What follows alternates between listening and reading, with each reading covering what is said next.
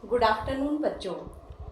आज मैं आपका कक्षा 6 का दूसरा सेशन ले रही हूँ, जिसमें हम अकारांत पुल्लिंग पाठ के अभ्यास कार्य को हल करना सिखाएंगे। तो बच्चों, पहली कक्षा में हमने अकारांत पुल्लिंग के संस्कृत वाक्यों का अनुवाद करना आपको बताया था, तथा उससे भी पहले मैंने आपको संस्कृत के बेसिक्स समझाए थे, जिसमें मैंने आपको विशेष तौर पर बताया था कि एक वचन संज्ञा या सर्वनाम के साथ एक वचन की ही क्रिया लगती है, द्विवचन संज्ञा या सर्वनाम के साथ द्विवचन की ही क्रिया लगती है, तथा बहुवचन संज्ञा या सर्वनाम के साथ बहुवचन की ही क्रिया लगती है। ऐसे ही हम अपने एक एक अभ्यास को हल करते जाएंगे। तो आपको सबसे पहले वचन और उसके साथ लगने वाली क्रिया का ज्ञान होना चाहिए। और बच्चों, आपको अपनी अभ्यास पुस्तिका में केवल अकारांत पुल्लिंग के संस्कृत वाक्य लिखने हैं तथा उनका अनुवाद लिखना है। उसके अतिरिक्त आपको जो भी पढ़ाया जा रहा है आपको समझना है। और बच्चों, एक बात और याद रखने की है कि अभ्यास कार्य आज मैं जो भी यहाँ पर हल करा रही हूँ, आपको केवल अभ्यास 5 के प्रश्न लिखने हैं, फिर उनका उत्तर देना है। और अधिक अभ्यास कार्य आप पेंसिल से अपनी बुक में ही करिएगा, क्योंकि आप देखेंगे कि बुक में उसके लिए जगह है और अभी बुक उपलब्ध नहीं है, इसलिए आप हर अभ्यास को किसी रफ पेपर पर लिखकर अपने पास रख लीजिएगा। तो बच्चों, हम आरंभ करते हैं इस पाठ के अभ्यास। बच्चों, पहला जो अभ्यास है वो आपको केवल उच्चारण करना है। तो उस उच्चारण में आपको केवल ध्यान देना है। जैसे पहला शब्द है छात्र।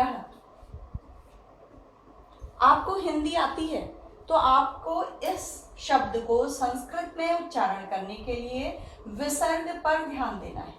तो विसर्ग का उच्चारण मैंने आपको बताया है ह। तो इसी तरह आप सारे शब्दों का अभ्यास करेंगे। तो मैं जब तक दूसरा अभ्यास कार्य आरंभ करती हूँ, आप एक एक करके शब्दों का अभ्यास करिए।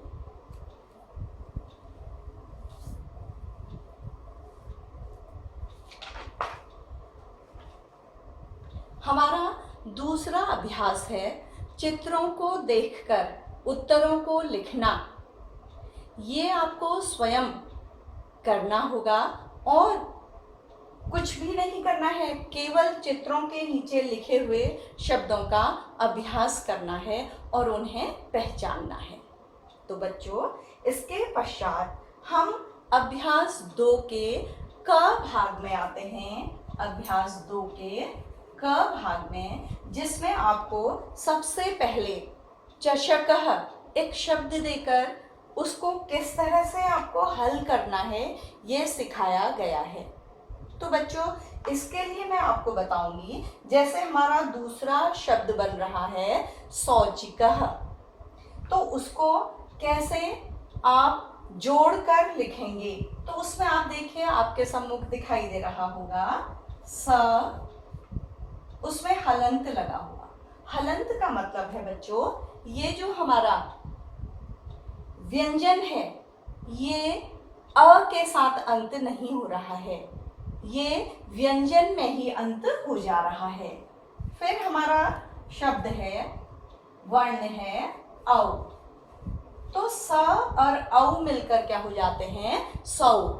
फिर उसके बाद आपको दिखाई दे रहा होगा च। इसका मतलब च में अ अभी मिला हुआ नहीं है। इसके पश्चात इसमें लिखा हुआ है छोटी ई, तो अब ये हो गया ची। इसकी ध्वनि भी छोटी ई को लगाने के बाद च छोटी ई के साथ उच्चारित किया जाएगा। इसके पश्चात लिखा हुआ है, देखिए क प्लस आ।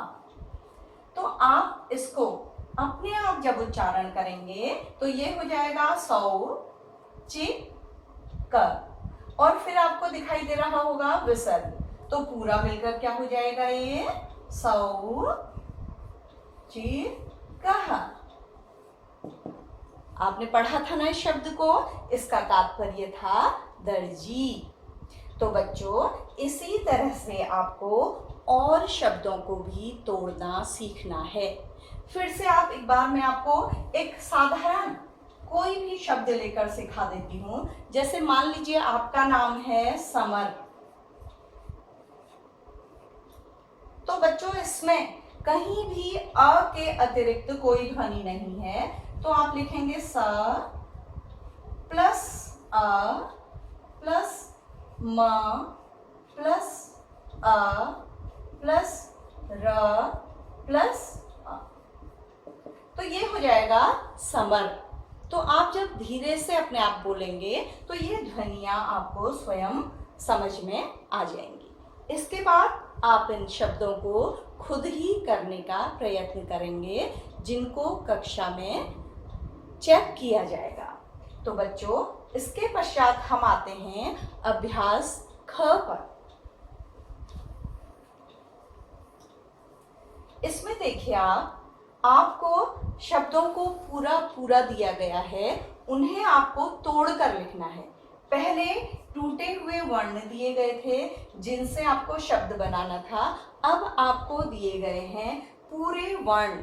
तो मैं आपको एक वर्ण को अलग अलग करके दिखाऊंगी, उनका विच्छेद कहा जाता है इसको। मैं आपको तोड़ना सरल शब्दों में बता रही हूँ, ठीक है। तो विच्छेद होगा, हम कोई भी एक शब्द ले लेते हैं। तो पहला आपको दिया गया है, तोड़कर दिखाया गया है, जिसे आप अपनी पाठ्य पुस्तक में देख सकते हैं। अगला है बच्चों सीव्यति, इसको सीखिएगा सीव्यति। अगर आप ध्वनियों का सही उच्चारण करेंगे, यहाँ बड़ी ई का, यहाँ छोटी ई का, तो आपका ये शब्द कभी भी गलत नहीं होगा।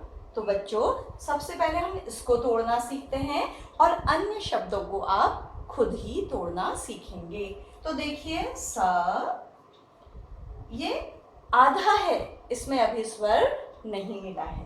तो फिर बड़ी ई, फिर व के साथ बताइए कौन सा स्वर मिला है, सोचिए। कोई भी स्वर नहीं मिला हुआ है, तो इसलिए हम उसको अकेला लिख देंगे।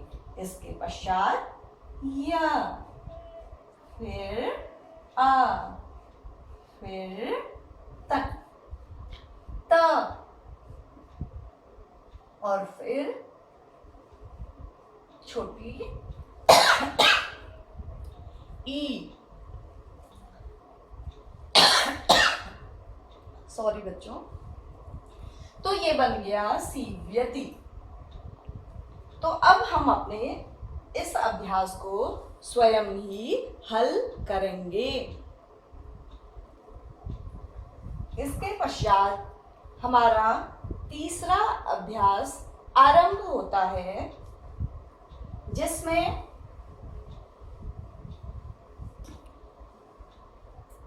कुछ संज्ञा शब्द दिए गए हैं, एक वचन में, द्विवचन में और बहुवचन में, और कुछ को छोड़ दिया गया है, तो आपको भरना है। तो आप सबसे पहला शब्द ऊपर देखेंगे कि एक वचन, द्विवचन,